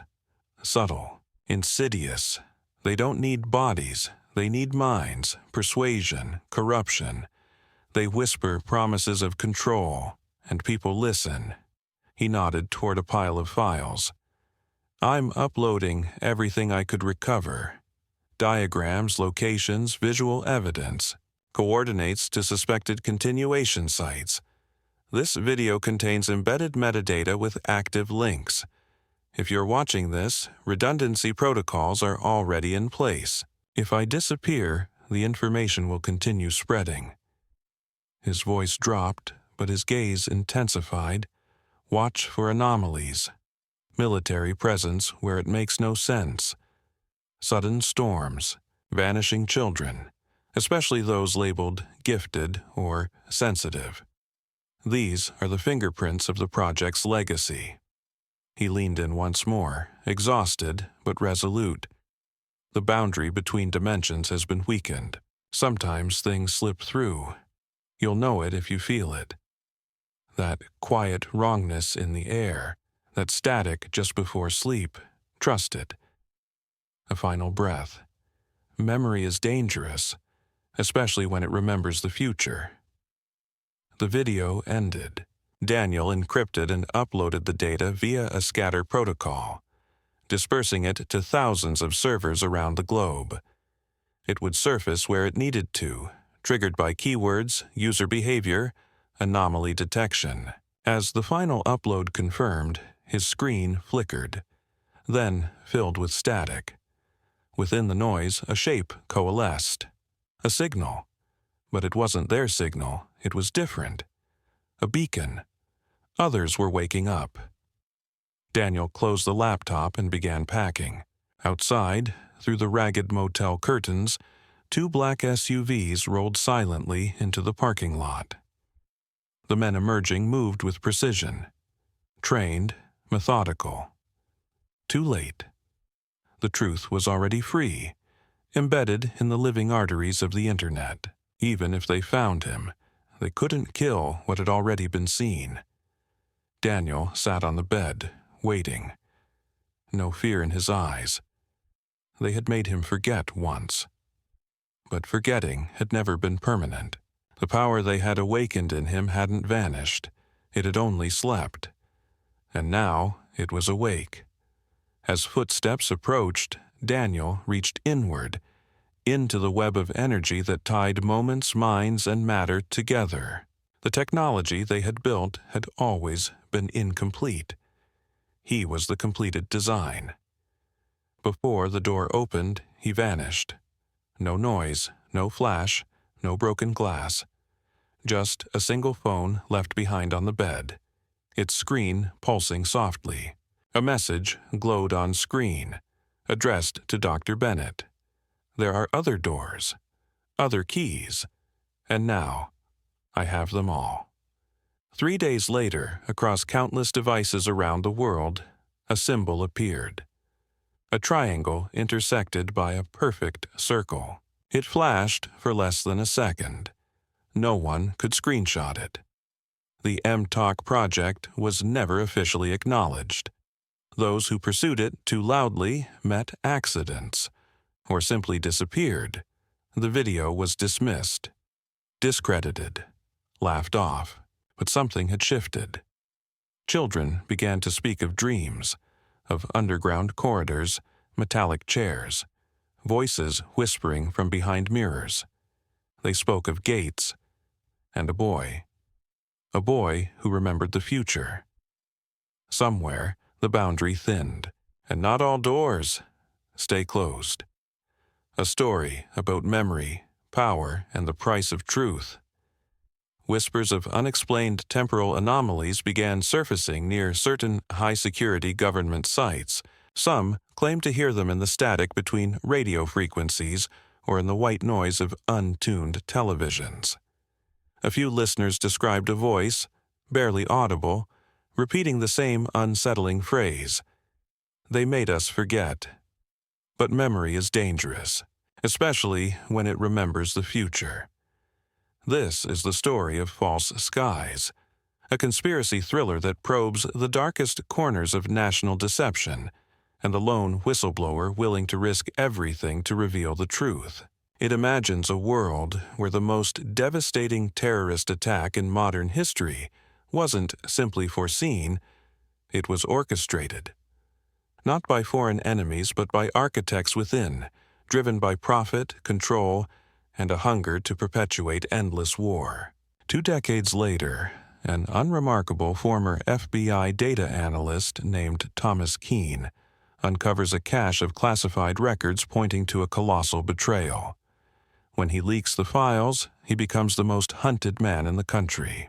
Pursued by a clandestine agency determined to maintain the illusion, Keane races to expose the truth, knowing full well that the public may not be ready to believe it. If your mind begins to drift as you read this story, that's okay. It's layered, designed to unsettle and awaken in equal measure. Perhaps you'll fall asleep wondering how fear becomes currency. Or perhaps you'll follow the thread, pulling it tight until it unravels the curtain of control. Either way, by the end, you may glimpse how tightly power clings to secrecy once it tastes dominion. So let's begin. Take a breath. Let it deepen. Picture CRT screens flickering in a dim basement. Confidential memos, government folders stamped in red. And a few pages missing. Pages that could change everything. Thomas Keane didn't feel like a hero when he hit send. He felt like a man suffocating under the weight of complicity. The flash drive in his hand, labeled Black Dust, contained encrypted communications. internal memos, procurement logs. The name was deliberately mundane, but the contents were not. Keene sat in a decaying motel room along a forgotten stretch of highway. The air smelled of stale coffee and damp carpet. A dented laptop wheezed as it maintained a tenuous Wi-Fi connection. His hands trembled as he verified the secure upload one final time. For the dead, for the misled, for the silenced, he sent black dust to a leak site known for publishing truths too dangerous for mainstream platforms. Within the hour, the documents reached independent journalists and a global media outlet renowned for challenging authoritarian narratives. Editors scrambled to verify them. By nightfall, cautious headlines emerged. Leaked files suggest intelligence failure, or worse, preceded terror attacks. Mainstream news followed a predictable arc. Skepticism, ridicule, denial. Pundits called it deep-fake propaganda, foreign psyops, or weaponized fiction. But the evidence was too intricate, too specific. Internal memos dated months before the attacks discussed the need for a catalyzing incident to justify military intervention abroad. Communications revealed suspicious insurance hikes on specific office floors. Military exercises that conveniently overlapped with the timeline of the attack were quietly archived. In his motel, Keene watched a news anchor stumble through legalese, emphasizing the word alleged like a shield. Then came the official denial, and then the hunt began. He shut his laptop, slid it into a canvas satchel, and disappeared into the night. Keene had worked in the FBI's analytics division for nearly 10 years. His role was pattern recognition. Over time, a picture formed, too disturbing to ignore. Names, dates, signatures. Defense contractors profiting off chaos. Politicians with portfolios swelling after each new bombing campaign. He began archiving in secret, biding his time. That time had come. Inside the intelligence community, alarms were already sounding. The name Thomas Keene lit up in forgotten audits. Within hours, a call was made from a black-budget agency known to only a handful. Eldridge Shaw, its director, activated containment protocols. Shaw believed the narrative must remain intact. The stability of the post-crisis world depended on it. That night, federal bulletins declared Keene a national threat. A hacker, a disgruntled ex-employee turned extremist. Surveillance teams scoured every known address, every digital footprint. At Shaw's request, executives at major news outlets received a call. Limit the coverage, pending verification. They obeyed, but it was already too late. Across social media, the hashtag #BlackDust surged. Online investigators dissected every line of code. IT professionals traced IP addresses to confirmed federal servers. The evidence was mounting. If authentic, Black Dust proved one thing. The attacks weren't just anticipated, they were enabled. A new term entered public discourse: false skies. A metaphor for the elaborate illusion cast over a world conditioned to accept lies. Protests ignited in major cities. Demonstrators demanded accountability. The response? More denials. Talk of foreign manipulation. But the damage was done. Hackers loyal to Keene threatened more leaks if censorship continued. Defense contractor stocks faltered. Old records of insider trading resurfaced. In a cabin hidden deep within a national forest, Keene listened to the fallout through a battered shortwave radio. He felt the narrative fraying, and the net closing around him. By morning, the FBI released his identity to the public. Photos, warnings, accusations. Former colleagues said nothing, but some remembered, and they knew he wasn't lying. Among the noise, one name resurfaced: Sarah Voss. Once an acclaimed investigative journalist, she had been blacklisted after probing too deeply into the original attack. When she read the leaked files, recognition hit her instantly. She had seen fragments before, clues whispered by dying agents, a truth too dangerous for print. Through encrypted channels, she contacted the leak site. "I can verify these. Connect me to the source." Her message reached Keene. He hesitated, then replied in cipher, "It's real. Meet me. There's more. We're not finished." And so began a fragile alliance between the man who held the keys and the woman who had spent 20 years looking for the lock. If they survived, the truth might finally break through the skies of illusion. But the cost would be everything. Not everyone responded the same way to the revelations.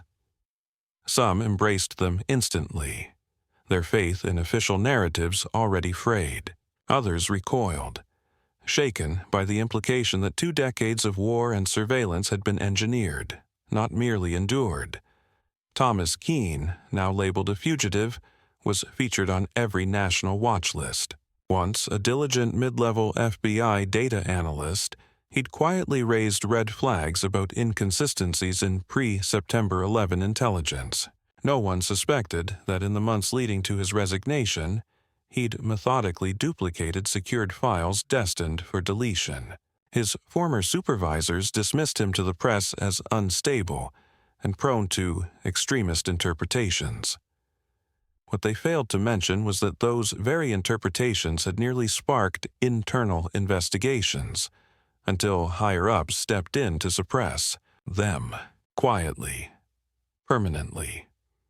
In a quiet suburban cul-de-sac just outside Washington, a black SUV rolled into a modest driveway. 4 men in plain, unmarked suits stepped out. They weren't law enforcement, not officially. They were part of a specialized counterintelligence unit, tied unofficially to a covert entity known only in rumors as the Black Archive. Their directive was not arrest, it was containment. They forced one of Keene's former colleagues, a middle-aged data engineer, to unlock his personal computer. They copied messages, seized drives, flagged anything referencing Keene, Black Dust, or the leak. No warrants were presented. No court oversight. The Watchers operated beyond the judiciary, accountable only to a hidden structure buried beneath classified directives and national security protocols.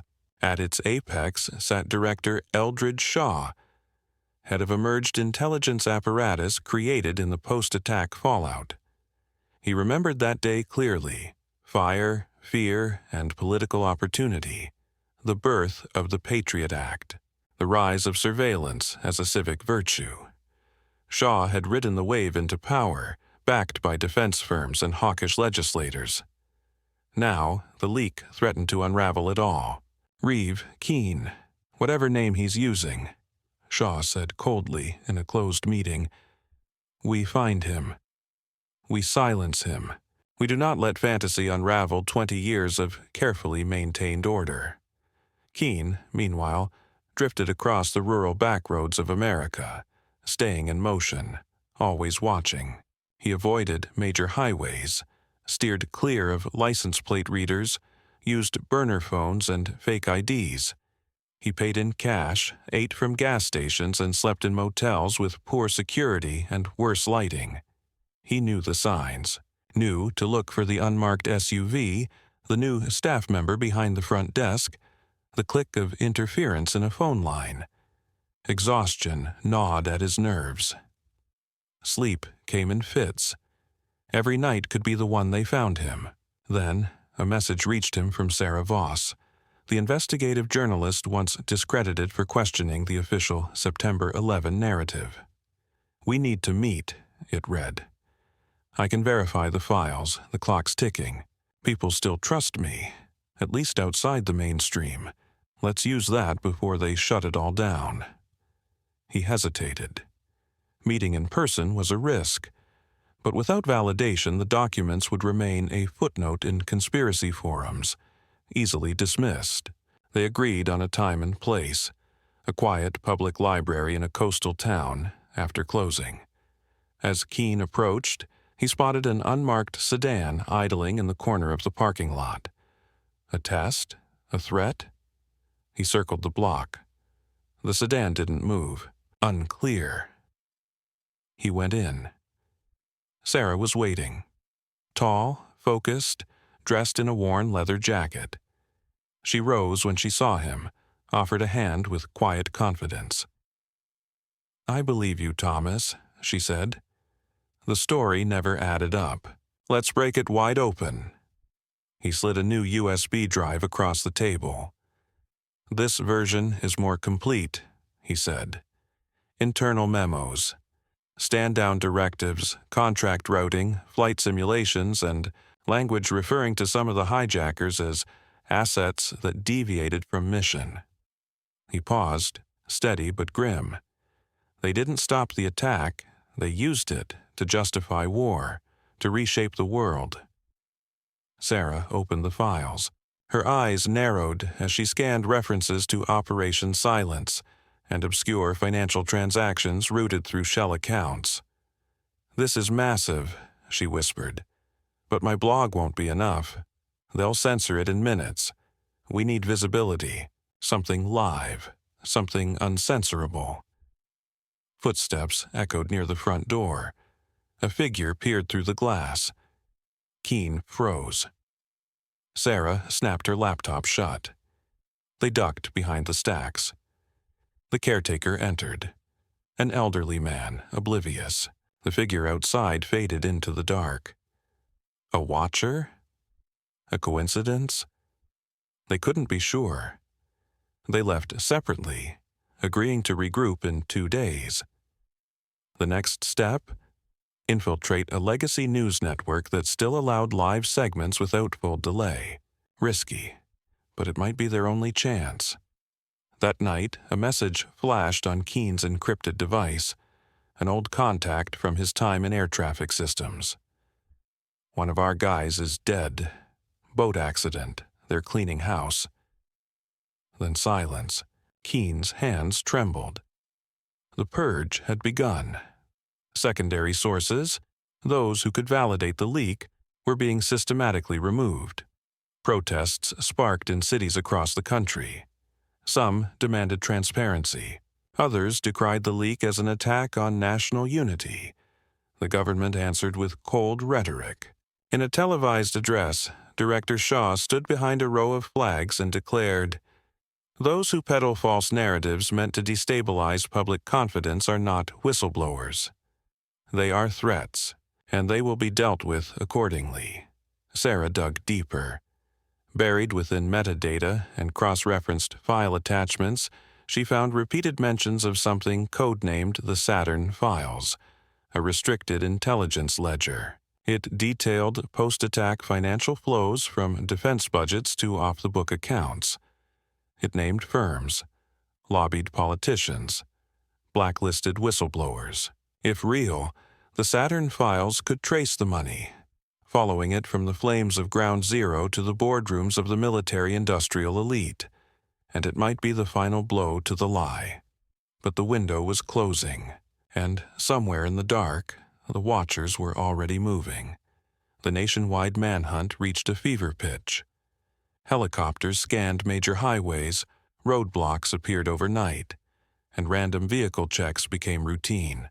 A sense of dread buzzed through the public like static. To Thomas Keene, the government's urgency revealed a deeper truth. They feared the leak wasn't just plausible, but genuine. He drifted from motel to motel, slipping into new disguises like a ghost changing forms. Yet he knew the reprieve wouldn't last. Sooner or later, his cover would collapse, or he'd be forced into a public showdown, betting everything on mass outrage to keep him alive. What he didn't know was that the Watchers were already preparing to escalate. A Black Ops team had been activated. Their directive was clear: prevent the Saturn Files from being released. If Keene failed, the illusion would hold. But if he succeeded, if the documents reached the public, The entire post-September 11 power structure might crumble. Over the following week, Keene remained invisible by day and met covertly with Sarah Voss by night. With each meeting, urgency mounted.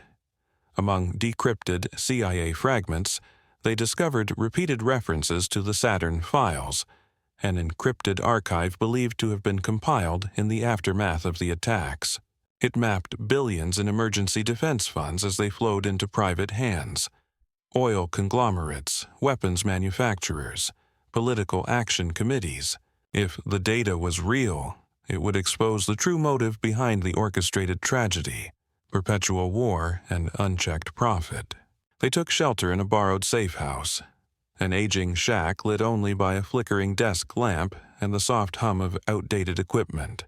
Amid stacks of digital remnants, they found a clue: coordinates linked to a supposedly decommissioned NSA facility in the southwestern desert. "If we find the archive," Sarah said quietly, "we can extract the Saturn files at their source, raw and untouched. That's our proof. That's the endgame." Keene nodded, though a cold weight settled in his chest. They had only one dented vehicle, a few $1,000s in cash, and aging tech. The Watchers, by contrast, had access to satellites, facial recognition software, drones, and traffic cams nationwide. But what the Watchers didn't expect was an assault on a site they had long dismissed as irrelevant. Maybe, just maybe, surprise was still on their side. Back in D.C., Director Shaw intensified the crackdown.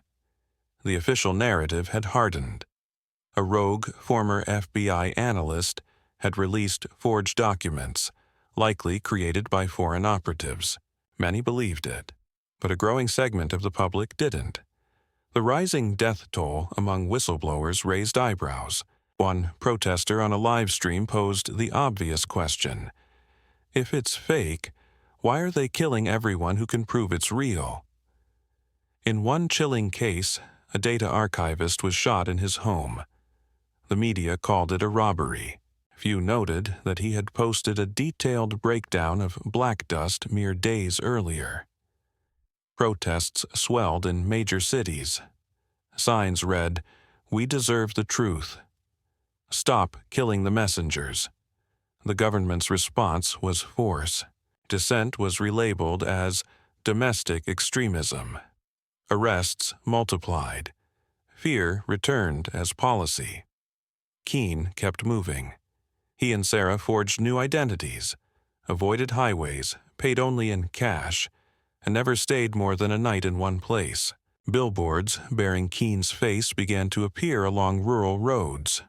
Rewards were promised. Whispers of betrayal traveled faster than bullets. Then it happened. On a remote back road, a black SUV appeared in the rear view. Sarah spotted it first. She veered sharply down a dirt trail, tires kicking up clouds of dust. The SUV followed. Gunfire erupted. A bullet tore through a rear tire. Their car veered and slammed into a shallow ditch. Dazed but conscious, they scrambled into a nearby cornfield. The Watchers gave chase but pulled back, perhaps wary of the visibility in broad daylight. Bruised but alive, they pressed forward. Eventually, they reached the outskirts of the old NSA compound. A corroded perimeter fence leaned inward, broken in places by time and the looters. Warning signs dangled uselessly, their lettering sun-bleached and unreadable. Cracked pavement had given way to weeds and dust. It looked abandoned, forgotten, the perfect hiding place.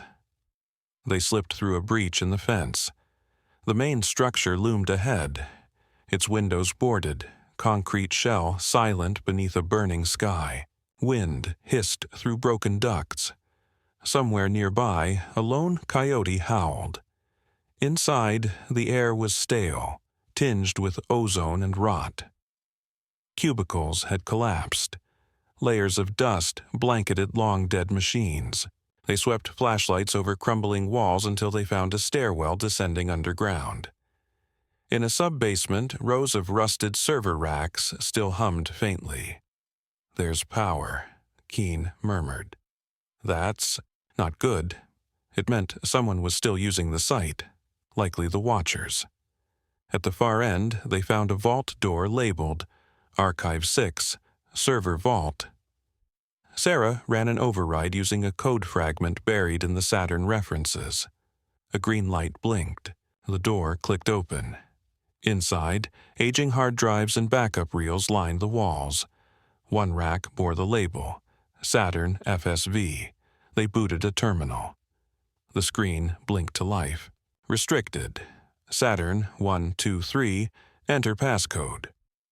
They tried known keywords from the documents. On the third attempt, access granted files spilled across the screen. Transaction logs, budget transfers, insider trades.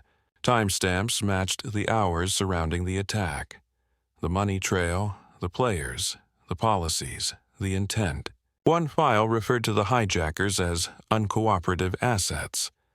Another outlined billions funneled to weapons firms and surveillance legislation drafted before the catastrophe had even occurred.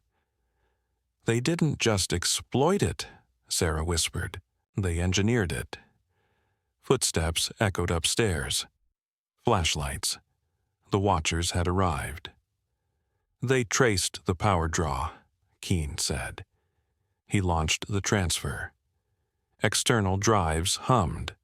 Files zipped and copied. Sarah cut the lights and crouched behind the racks, pistol drawn. Then, flashbangs. A deafening pulse. Metal shook. Bullets tore through servers. Sparks flew. Keene activated a portable uplink. "Upload 10%. From the stairwell came a voice. Calm, deliberate. Director Shaw. "Stop. You don't know what you're doing, Keene. Entire alliances depend on that day being forgotten." More gunfire. Sarah was grazed but steady. Another flashbang landed. Light and noise erupted. Keene was tackled. His laptop skidded across the floor. The screen cracked. The upload froze at 80%. Pinned, Keene twisted, smashing the laptop into an attacker's face. Sparks flew. The upload resumed. Steam hissed. A coolant line had ruptured. Fire licked the ceiling tiles. The room groaned as the system began to fail. Shaw advanced, gun in hand. "You can vanish, Keene, or you can die with your fantasy, but the truth ends here." Then the coolant line exploded. The facility shuddered as chaos tore it apart. The progress bar reached 98%. Bleeding, cornered and nearly broken, Keene let out a final, defiant roar and struck the last key. Upload complete. A chime confirmed success. Too late, the Watchers surged forward in fury. One raised a weapon. A single gunshot cracked through the server room. Darkness swallowed him. They tore cables from the servers, but it didn't matter anymore. The Saturn files had already been transmitted, irreversibly. The data reached a decentralized node on the open web, initiating its viral spread. Moments later, alarms wailed through the crumbling facility. A cascade of system failures ignited a full meltdown. Flames rippled through the vault. A coolant pipe exploded, throwing Sarah backward. Smoke engulfed the corridor. The Watchers retreated, dragging a wounded operative as the archive collapsed in fire and steel. They believed Thomas Keene dead, buried beneath concrete and silence. But they had already lost the larger war. Within hours, the Saturn files detonated across the internet. Hacktivists, archivists, independent journalists, anyone with a conscience and bandwidth mirrored the data. Suppression efforts failed. Social media platforms ignited. Hashtags spreading like wildfire through the digital underbrush. The documents were staggering. Operations, codenamed White and Switchboard, exposed explicit coordination with extremist elements, the calculated orchestration of public trauma, and the callous use of civilian deaths to justify permanent war. Memos captured officials coldly debating acceptable casualty thresholds for optimal geopolitical leverage. The world recoiled. Allied nations demanded immediate briefings. A few called for UN investigations. Parliaments across Europe and Asia launched inquiries. Even longtime partners began pulling troops from foreign deployments. In America, the backlash hit like a lightning strike. Protesters surrounded government buildings. Families of the victims held up pages from the leak, sobbing, shouting, "You lied to us." Defense contractors faced mass resignations and lawsuits. Stocks plummeted. CEO boards scattered. Financial empires built on war began to crumble. Retired generals stumbled through interviews. Some confessed fragments. Others pleaded ignorance. Director Eldridge Shaw attempted to address the nation, but his words drowned beneath a tidal wave of fury. His call for emergency powers only deepened the unrest. Some states refused compliance. The Union teetered. A full unraveling began. Congress launched sweeping investigations. Whistleblowers came forward. Former officials were dragged before televised hearings. Some invoked national security. Others broke down on live TV, admitting their roles with trembling voices. The legal aftermath didn't catch everyone. The system was too vast, its roots too deep, but the symbolic rupture could not be undone. Blind acceptance of official stories had died. Sarah Voss, bloodied but alive, emerged from the wreckage and wrote the piece that changed everything. One man's last keystroke. Her article recounted how, amid fire and gunfire, Keene had completed the upload that shattered decades of lies. He became not just a fugitive but a martyr, a symbol of truth reclaimed. Monuments soon followed. Near Ground Zero, a statue was erected. It showed a lone figure at a keyboard, head bowed, not in defeat, but in solemn purpose. Its inscription read, "They took truth from us in the shadows. He brought it back into the light." Mourners wept at its base. Flowers were left daily. People lit candles and whispered his name, Thomas Keene. Declassified commissions reopened. Original investigators admitted they had been silenced, some even threatened. The nation trembled under the weight of long-buried truths. For many, it felt like the towers had fallen again. This time, from within, the public wrestled with painful clarity. How fear had been weaponized, how the silence of good people had enabled it. The phrase "false skies" entered the cultural lexicon, used to describe any elaborate illusion upheld to justify power. 6 months later, a Senate inquiry began. The hearings became nightly rituals across the country. Generals, CEOs, and former White House officials were forced to testify. Some clung to their lies. Others broke. The truth, imperfect but undeniable, took root. Sarah Voss launched her own independent news platform, False Skies Inquiry.